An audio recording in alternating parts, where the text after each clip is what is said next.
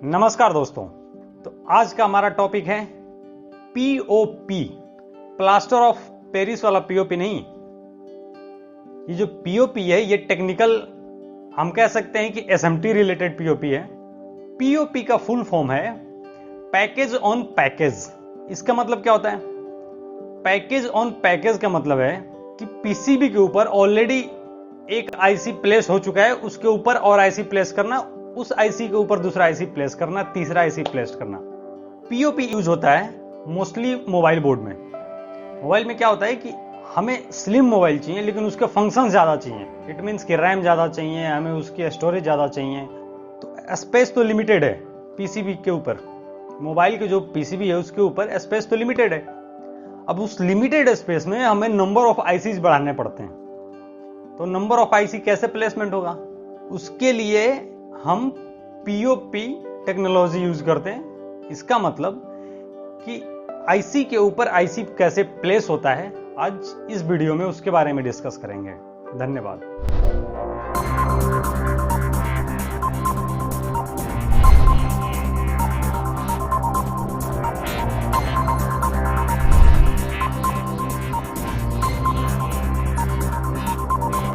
अभी हम बात करते हैं पीओपी होता क्या है और इसे कहां यूज करते हैं। जैसा कि मैंने बताया, पीओपी का फुल फॉर्म है पैकेज ऑन पैकेज। इसका यूज मोस्टली उस जगह पे करते हैं जहां हमारे पास स्पेस कम है और नंबर ऑफ आईसी या नंबर ऑफ कंपोनेंट्स ज्यादा हैं। नॉर्मली जो एसएमटी टेक्नोलॉजी है उसमें क्या होता था कि एक्स वाई कोऑर्डिनेट में हम कंपोनेंट माउंट करते थे, राइट। सारे कंपोनेंट हम पीसीबी के ऊपर माउंट करते थे एक्स वाई कोऑर्डिनेट में। लेकिन पीओपी टेक्नोलॉजी में क्या होता है, ऑलरेडी जो आईसी प्लेस हो चुका है उस आईसी के ऊपर दूसरा आईसी प्लेस करना, उसके ऊपर तीसरा आईसी प्लेस करना, उसके ऊपर चौथा आईसी प्लेस करना। इट मींस कि एक ही जगह पे 2, 3, 4 आईसी एक दूसरे के ऊपर प्लेस करने की प्रोसेस को हम कहते हैं पैकेज ऑन पैकेज। सबसे पहला हम एक वीडियो देखते हैं पीओपी प्रोसेस का, तो थोड़ा सा आपको क्लियर हो जाएगा कि पीओपी क्या टेक्नोलॉजी है। उसके बाद हम इसके बारे में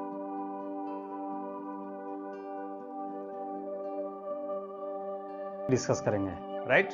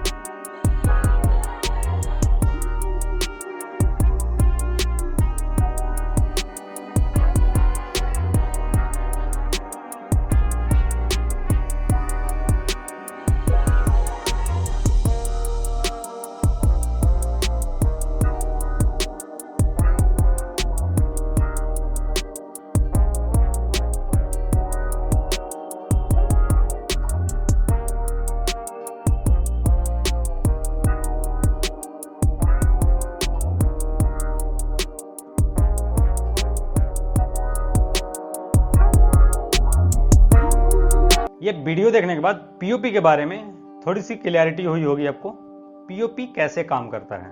अब हम डिस्कस करते हैं कि पीओपी का मेन इंपॉर्टेंट पॉइंट क्या क्या है। सबसे पहला point, required flux. It means कि पीसीबी के ऊपर पहले हम पेस्ट प्रिंटिंग करते हैं, उस पेस्ट प्रिंटिंग के ऊपर पहला आईसी प्लेस्ड हो गया, राइट। उसके बाद अगर दूसरा आईसी प्लेस्ड करना है, वो कैसे करेंगे, उस टाइम हमें फ्लक्स अप्लाई करना होता है उस आईसी के लेग के ऊपर। जो दूसरा आईसी है उस आईसी के लेग में फ्लक्स अप्लाई करना होता है। फिर उसके ऊपर जो आईसी लगेगा उसमें हमें फ्लक्स अप्लाई करना होता है ताकि उसकी ज्वाइंट प्रॉपर बने। क्योंकि एक आईसी प्लेस होने के बाद हम उसके बाद उस पर पेस्ट प्रिंटिंग नहीं कर सकते, उस पर सोल्डर पेस्ट नहीं लगा सकते, इसलिए हम यहां फ्लक्स यूज करते हैं, राइट। दूसरा इंपॉर्टेंट पॉइंट, पीओपी टेक्नोलॉजी में जो आईसीज होता है, जो वीजीए होता है, ये डिफरेंट होता है from the regular BGA. BGA means ball grid array. हम डिफरेंट टाइप के वीजीए यूज करते हैं compare to the regular BGA. ये अलग कैसे होता है रेगुलर वीजीए से? एक्चुअली पीसीबी के ऊपर जो पहला कंपोनेंट लगेगा, उस कंपोनेंट का जो बॉटम में लेग होता है, वो तो जाके पीसीबी के ऊपर प्लेस हो गया और पीसीबी के जो ऊपर पैड है वहां सोल्डरिंग हो गया, राइट। अब जो सेकंड कंपोनेंट लगने हैं इसके ऊपर, उसके लेग्स कहां सोल्डरिंग हो गए? फर्स्ट वीजीए के ऊपर कुछ पॉइंट्स होते हैं जहां ये सेकंड वीजीए जाके ज्वाइन करेगा। इसके ऊपर कुछ पॉइंट होगा जहां थर्ड वीजीए जाके ज्वाइन करेगा। जैसा कि आप लोग फोटो में देख रहे होंगे, अभी आपको फोटो देख के थोड़ा क्लियर होगा। जो 2-3 आईसी हम एक दूसरे के ऊपर लगाते हैं, ये कनेक्टिविटी कैसे बनाता है। पहला आईसी तो डायरेक्ट कनेक्टिविटी बनाता है पीसीबी के साथ। जो दूसरा आईसी है उसके लेग्स कनेक्ट होते हैं पहले आईसी के साथ। जो तीसरा आईसी है उसका लेग कनेक्ट होता है दूसरे आईसी के साथ। तो ये हमारा दूसरा इंपॉर्टेंट पॉइंट था, different type of component compare to the regular component. जो तीसरा और सबसे इंपॉर्टेंट पॉइंट है, ये है कि वीजीए सोल्डिंग करने के बाद, कोई भी वीजीए हो, या तो जब रेगुलर हम एसएमटी में सोल्डरिंग करते हैं या फिर जो पीओपी टेक्नोलॉजी से सोल्डरिंग करते हैं, सोल्डरिंग करने के बाद हम इसकी कनेक्टिविटी हम एओआई से चेक नहीं कर सकते हैं, क्योंकि वीजीए की कनेक्टिविटी उसके बॉटम में होता है, राइट। इसके कनेक्टिविटी चेक करने के लिए इसकी ज्वाइंट्स कैसे बने हैं, इसके अंदर कोई शोल्डर बॉल तो नहीं है, या फिर अंदर कोई शॉर्टिंग तो नहीं हो गया है, दो पैड आपस में कनेक्ट तो नहीं हो गए। इन सब को चेक करने के लिए हम यूज करते हैं एक्सरे का। एक्सरे में हम वो सारी चीजें चेक कर लेते हैं जो कि हम एओआई में चेक नहीं कर पाते। जो इसकी कनेक्टिविटी बनी है, जो वीजीए के अंदर सोल्डरिंग हुआ है, उसमें वॉइड्स परसेंट कितना है, कितना वॉइड है, मतलब एयर बबल्स उस सोल्डरिंग के अंदर कितना है, ये भी हम चेक कर लेते हैं एक्सरे में। अब नेक्स्ट बात करेंगे, जो पीओपी का प्रोसेस है ये 2 टाइप का होता है। पहला प्री ज्वाइंट प्रोसेस, दूसरा on the fly process. Pre joint process और ऑन द फ्लाई प्रोसेस, इन दोनों में डिफरेंस क्या है? प्री ज्वाइंट प्रोसेस में हम पहले एक आईसी लगाते हैं बोर्ड के ऊपर, इसके बाद उसको रिफ्लो कराते हैं, सोल्डरिंग होने के बाद फिर दूसरा आईसी लगाते हैं, फिर उसको रिफ्लो कराते हैं, फिर तीसरा आईसी लगाते हैं, फिर उसे रिफ्लो कराते हैं। तो एक एक आईसी लगाने के बाद हम उसे बारी बारी रिफ्लो कराते हैं। ये प्री ज्वाइंट प्रोसेस हो गया। जो दूसरा है ऑन द फ्लाई, उसमें क्या होता है कि सारे कंपोनेंट एट ए टाइम प्लेस कर लेंगे। जो पहला कंपोनेंट पीसीबी के ऊपर प्लेस करेंगे, फिर उसके ऊपर दूसरा कंपोनेंट प्लेस करेंगे, तीसरा करेंगे। जितने भी हमें कंपोनेंट प्लेस करने हैं एक दूसरे के ऊपर एट ए टाइम कर लेंगे एक बार में, और एक बार में ही सबको रिफ्लो कराएंगे। तो जो सेकंड प्रोसेस है ऑन द फ्लाई प्रोसेस, ये मोस्टली यूज होता है। क्यों? क्योंकि प्री ज्वाइंट प्रोसेस में पीसीबी को हमें बार बार रिफ्लो कराना पड़ता है।